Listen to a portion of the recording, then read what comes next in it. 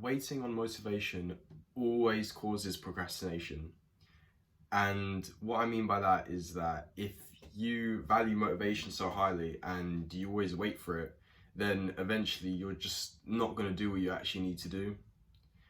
And I really want to add that motivation is nowadays seen like just a random feeling you get out of nowhere. All of a sudden, you just want to do work. But I personally believe it really doesn't work like that. And that is because it's not a consistent feeling we get nowadays. You hardly ever feel that you're motivated apart from if something goes wrong. Like if you do bad in an exam, then you're motivated a bit more to study, obviously. So in that case, that means that motivation mainly comes from your intrinsic goals, and that stuff like obviously goals you set for yourself. So like for me, when I swim, I want to set a goal of a certain time, or for me, I want to get a certain grade at A level, or you're studying for an exam and you want to get a certain grade for that exam. So obviously now we've established that motivation actually doesn't really do that much, and you should probably still do the stuff you don't feel like doing anyway. There are a few exceptions that can give you like almost a good type of motivation, but it's not like natural. Like it doesn't come around just randomly like, oh damn, today I don't feel like doing it, tomorrow I do feel like doing it. And I wrote down here that there are two exceptions. Now, one is a significant loss. So that is either like, for me it was heartbreak, genuinely, I'll be honest with you.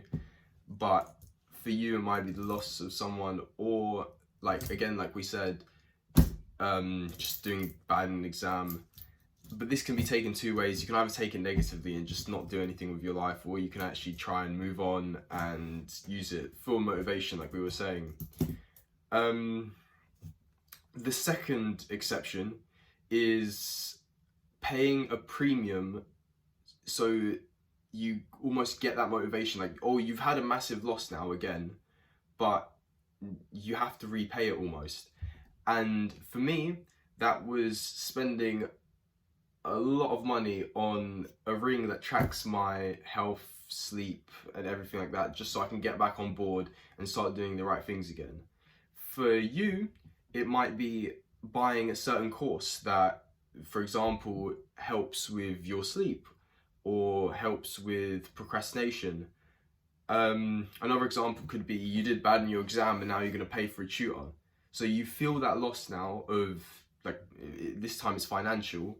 So you're going to try and get the most out of that money. That's why it's really important, and it's not very valued anymore. Or no, it is valued now, but not amongst the majority. Like, people don't really, there's a minority of people that buy courses because they don't think it's a scam. The thing is, once you buy something like that and you feel like the burden of the cost, you're almost guaranteed to like make progress. And I've had this ring for a day, right? And already I can see that my sleep is 5.5 hours, and that is awful. Like my REM sleep, like just everything is awful. I'll make a video on it. I'll make a video on this ring, so I honestly think it's life changing. But yeah.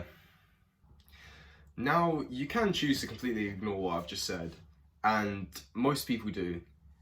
But genuinely, from my experience, you'll be waiting a long time until you actually get the thing that you want to do done.